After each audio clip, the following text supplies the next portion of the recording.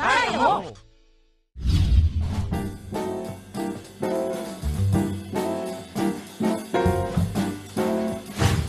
Mula sa isang simpleng service crew, ngayon owner na ng isang big-time events company.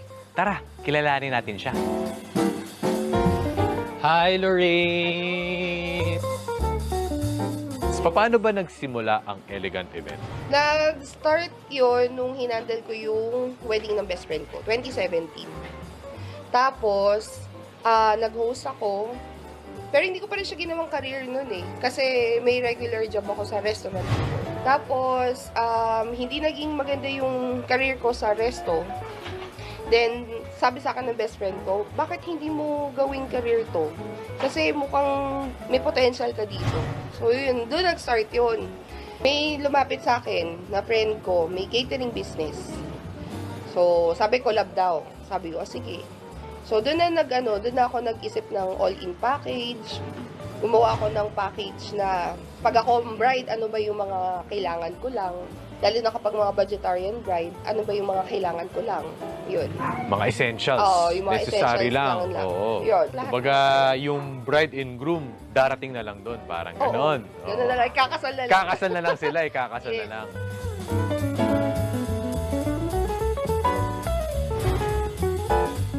Ito yung showroom namin. So, showroom/production room. So, ito yung sample ng VIP table or setup namin. So, dito na dinadala minsan yung client kapag, kung gusto nyo makita, ma-visualize din. Yes, mock-up and also food tasting. Pwede din dito. Paano mo ba ito mas pinalago? Ang ginawa ko kasi, nag-form kami ng regular suppliers. Naghanap talaga ako ng mga trusted vendors like lights and sound, photo video, makeup artist na pwedeng mag-engage. Hindi na mabago yung quality ng namin. Kasi kung ano yung kasama ko nung supplier from day one, yun pa rin yung kasama ko until now. Ano yung Ano yung advantage yun kapag magkakakilala na yung mga kapwa supplier? Kindatan lang. Literal. Oo, kindatan lang. Alam mo na yung gagawin mo. So, ang laking advantage nun kasi talagang ang gaan sa trabaho na kabisado mo na ang isa't isa eh.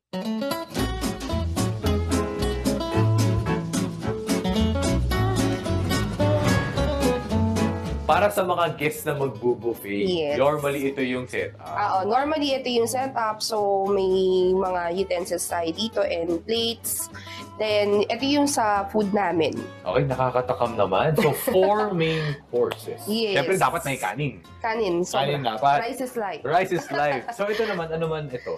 Ito yung aming famous sipo eggs. Honey truffle chicken, and we also have here pork morcon, roast beef in mushroom sauce, and yung aming latest menu na salmon in lemongrass. Yung lasa, of course, very important yun kasi hindi pwedeng masarap lang sa food taste, diba? Oo. Kailangan actual event, masarap din. Pag nasira kasi sa pagkain, Yun na. ang hirap, diba, pag may hindi sumipot, na-contaminate, or what. Yung sa core values kasi namin, very important yun sa isang business. Yung kailangan, alam mo yung kung bakit kayo nagsuserve. I mean, You know kung your why. You know oo. your why. Yes, yun, exactly. Matanong ko, no, syempre, hindi mo ma-achieve ang iyong na-achieve without your hard work, ang iyong determinasyon, at sigurado akong may pinanggalingan ito. Yeah. So, nag-start ako as a service crew. Tapos naging team leader, tapos naging supervisor. Different yun, mga restaurant, tapos fine dining. Tapos, dumating ako sa point na ito na ba yung everyday kong gagawin. Tapos, minsan, ang layo ng branch ko, dumating na ako sa ganun na minsan talo na sa pamasahe, talo ka pa sa oras, sobrang haba pa ng oras. Nag-aasa ko kay Lord. Ang sabi ko lang naman is, bigyan niyo po ako ng regular na work. Yun lang naman yung inask ko. Pero ito yung binigyan niya. Tsaka ako, hindi ako nang humihinto sa mga learnings ko. Yung, kunwari may bagong aaralin ko to. Paano nila nagawa to. Kung kaya nila, bakit hindi ko kaya? I'm a product of a broken family. Pero for me kasi, hindi yun dahilan na magrebelde ka pangarap mo, stop mo na. So, hindi. Naging motivation ko siya, actually. So, doon ako nagsipag na abutin lalo yung pangarap ko. Masaya lang ako kasi hindi lang ako sa tao ko nakakatulong. Nakakatulong ako din lalo ngayon sa family ko, sa mama at papa ko. Lalo sa kapatid, sa mga kapatid. So, Lorraine, nasa naman tayo ngayon? Ayun, dito tayo sa head office namin, sa main head office. So, ito yung mga admin staff namin. So, meron din tayo sa marketing and then yung sa admin staff namin. Kanina na-mention mo na since you come from sabi mo nga, broken family, at pero ang gusto mo sa team mo is yung kabaliktaran nun. One team, one family. Gaano ka-importante yun? Nung hindi ko pa kasama yung parents at saka mga kapatid ko, sila yung tinuring ko talagang family. Even now, kahit naman kasama ko, family ko pa rin sila.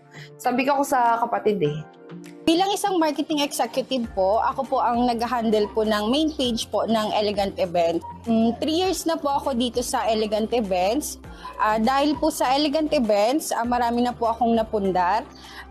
Nakapagpatayo na po ako ng bahay po ng aking magulang at nakabili na rin po ako ng lupa po na tatayuan ng dream house ko naman po.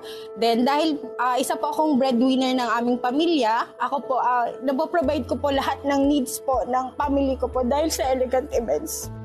Ito yung bread and butter ko. So, kailangan ko ingatan. Kasi hindi lang ako yung, kunwari, tama rin ako. Meron din masisacrifice for sure. Ang iniisip ko na lang, pag tinatamad ako or kapag napapanghinaan ako ng loob, may mga under ko na kailangan ng tulong ko. Yung kabayan, ibang mamamayan, samahan mo na tiyaga tagumpay ay malapit ay kaya mo. Ano ang masasabi mo ang puhunan ng Elegant Events? Puhunan ng Elegant Events, samahan totoo at saka dedikasyon sa trabaho. Pagmamahal sa trabaho.